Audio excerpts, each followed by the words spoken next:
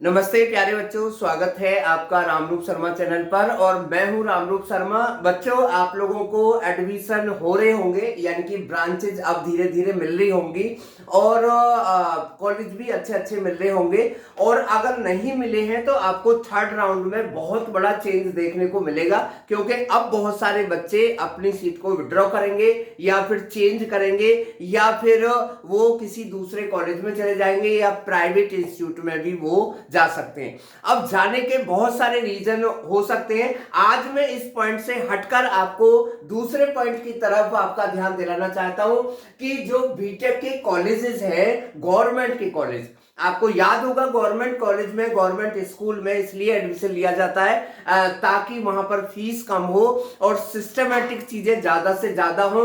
पर यहां पर मैं आपको कुछ बातें खास तौर पे बताना चाहता हूं कि किस गवर्नमेंट कॉलेज में कितनी फीस है और वो फीस इतनी क्यों है या इसका क्या हो सकता है, इसे आप ध्यान से समझिएगा। तो बच्चों, आपने देखा होगा दिल्ली का यानी कि जेएससी का जो बहुत बड़ा कॉलेज है वो है आपका डीटीयू। और डीटीयू की जो फीस है वो 2,19,000 यानी कि 2,20,000 के करीब इसकी फीस है। तो 2,20,000 फीस इस साल से बढ़ी है और ये पिछली साल जो फीस थी वो करीब जो है 1,90,000 के करीब में फीस थी। ठीक, एनएसयूटी की भी जो फीस है वो 2,20,000 एलपीए है, यानी कि एनुअल फीस है, एक साल की फीस है, यानी कि 2 सेमेस्टर की फीस है। ध्यान रखिएगा कि इसमें हॉस्टल चार्ज इंक्लूड बिल्कुल भी नहीं है। ट्रिपल आईटी की फीस अगर आप जानेंगे तो आपको अजीब लगेगा, 4.3 लाख पर एनम। और आईआईटी की जो फीस है, शुक्र है आईआईटी ने जो अपनी फीस है वो नहीं बढ़ाई है, वो पिछले साल जितनी फीस थी उतनी ही है, जबकि ट्रिपल आईटी ने फीस बहुत ज्यादा बढ़ाई है। और एनआईटी की जो फीस है वो भी है 2 लाख पर एनम की फीस। अब बच्चों, यहां पर विचार करने वाला विषय है कि अगर किसी बच्चे के पास में मजबूरी में ईपी मिली है ना, या मजबूरी में उसके पास में बीटी अब उसको मिला है, मजबूरी में उसे केमिकल मिला है या सिविल मिला है या फिर सीमेंट मिला है या फिर टेक्सटाइल मिला है या फिर मेटलर्जी मिला है। बच्चों, मैं आपको एक जानकारी के लिए बता दूं कि अब से कुछ साल पहले ये ब्रांचेस बिल्कुल नहीं हुआ करती थी। ये हमारे यूरोपियन कंट्री में ब्रांचेस हुआ करती थी। पॉलिटेक्निक की ये ब्रांचेज है बच्चों, बहुत सिंपल ब्रांचेज है जिन्हें आप एक्सपीरियंस के साथ ज्यादा अच्छे से सीख सकते हैं। लेकिन अगर किसी बच्चे को या खास तौर पर जनरल कैटेगरी के बच्चे को अच्छी रैंक लाने के बावजूद भी ये ब्रांच मिलती है और फिर उसे 4.3 लाख पर एनम चार्ज देना पड़ता है और हॉस्टल चार्ज उसको अलग देना पड़ता है। तो सोचिएगा कि हर कोई पर्सन इस काम को कर सकता है या नहीं कर सकता है, यानी कि ओब्वियसली जिनके पास पैसे की पूरी भरमार है, अच्छी खासा पैसा है, वही कर सकते हैं। यानी कि जो आम आदमी है वो इस कॉलेज में इतनी फीस देने में बहुत मुश्किलात में आ सकता है और उसके बावजूद भी 4 साल बाद आपको इन ब्रांचेस से बीटेक करने के बाद में मुझे ऐसा लगता है कि 30,000 या 40,000 की नौकरी मिलनी भी बहुत मुश्किल हो सकती है। और फिर आप देखेंगे कि आपके बराबर में खड़ा हुआ जो बच्चा है जो आईटीआई करके आया है, आईआईटी नहीं आईटीआई करके आया है या पॉलिटेक्निक करके आया है, वो आपसे ज्यादा वैल्यूएबल यहां पर हो सकता है। ठीक है ना। अब ये सब क्यों है, इस बारे में मैं आपको ध्यान दिलाना चाहता हूं। ऐसा नहीं होना चाहिए, इस बात को मैं आपसे कहना चाहता हूं। इसके विरोध में हमें एक बात आवाज तो जरूर उठानी चाहिए। बच्चों, एक बात मेरी बहुत छोटी सी है, ध्यान से सुने, अपने पेरेंट्स को भी सुनाएं कि अगर पूरी दुनिया पिछले 3 साल में घाटे में गई है, यानी कि हर जगह जो है चीजें कम हुई है, नौकरियां कम हुई है, इनकम कम हुई है, बिजनेस कम चली है, तो फिर 30,000 रुपए पर एनम या 50,000 रुपए पर एनम फीस क्यों बढ़ाई गई? ऐसा कौन सा नया इंस्ट्रूमेंट आ गया जहां से फीस बढ़ाई गई? बच्चों मैं आपको बता दूं, इलेक्ट्रिकल इलेक्ट्रिकल है, मैकेनिकल मैकेनिकल है, कंप्यूटर साइंस है। ये जो सीमेंट ब्रांच है इसमें कौन सी बड़ी टेक्नोलॉजी की जरूरत पड़ेगी जहां पर फीस 4,30,000 रुपए पर एनम कर दी गई है?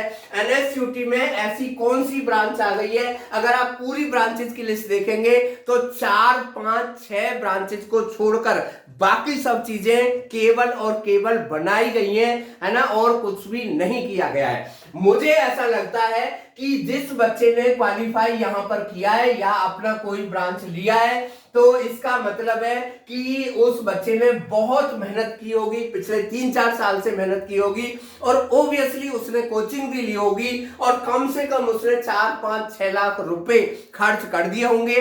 हार्ड वर्क तो अलग ही बात है, कितना पढ़ा है वो, कितना रात भर पढ़ा है, दिन भर पढ़ा है, हेल्थ के साथ उसने खिलवाड़ किया है, अपने बचपन के साथ में उसने खिलवाड़ किया है। तो ये सब क्यों हो रहा है? ये बिल्कुल भी नहीं होना चाहिए, ऐसा मेरा मानना है। क्योंकि हम तो ये जानते हैं कि अगर किसी क्लास में, किसी स्कूल में, किसी कॉलेज में कोई बच्चा टॉपर होता है तो उसको प्राइज दिया जाता है, उसको स्कॉलरशिप दी जाती है, उसको बहुत सारी सहूलियत दी जाती है। यानी कि जो हमारा क्रीम बच्चा है, ये सब क्रीम बच्चे ही हैं जो बीटेक के लिए क्वालिफाई किया है, आईआईटी के लिए क्वालिफाई किया है और फिर वो फीस की वजह से कुछ बच्चे यहां पर रह सकते हैं। इसमें भी जो जनरल कैटेगरी है उनके साथ तो 100% पूरा अत्याचार होने वाला है। क्योंकि एससी और एसटी कैटेगरी को हो सकता है कि ये 1 साल की फीस के बाद में कुछ स्कॉलरशिप दे दी जाए। बहुत सारे पॉलिटिकल स्टंट होते हैं कि भाई इनसे अब ले लो बाद में दे देंगे, वोट बैंक होता है या कुछ इस तरीके से होता है। लेकिन मेरी नजर, मेरी बात है उस तरफ बिल्कुल भी नहीं है। मेरा जो ध्यान मैं आपको जो दिलाना चाहता हूं वो इस फीस पर दिलाना चाहता हूं कि सोचिए अगर कोई एवरेज फैमिली से है, यानी कि जो है नॉर्मल फैमिली से है, जिसकी फैमिली की इनकम 4 लाख, 5 लाख, 6 लाख रुपए पर एनम है, वो इतना फीस कैसे निकाल सकता है?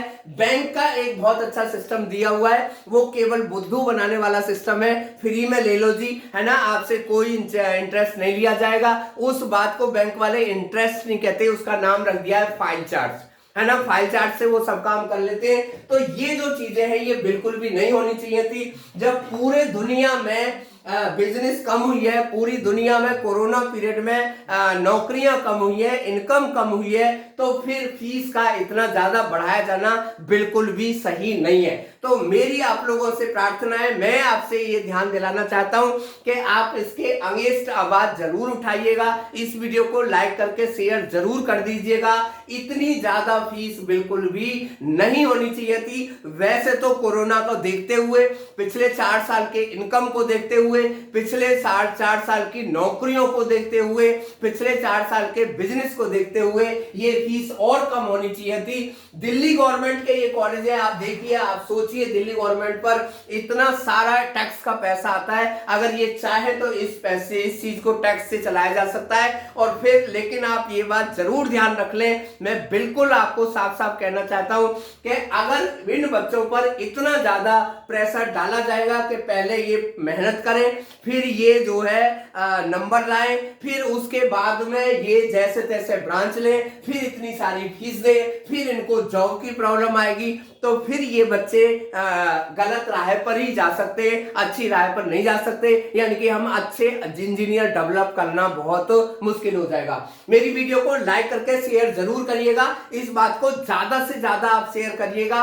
सभी लोग इस तरीके के काम में सहयोग दें, अपनी वीडियो भी बनाएं, मेरी वीडियो को भी शेयर करें, ताकि ये बात ऊपर तक पहुंचे और इस बात पर विचार किया जाए। Thank you so much and all the very best.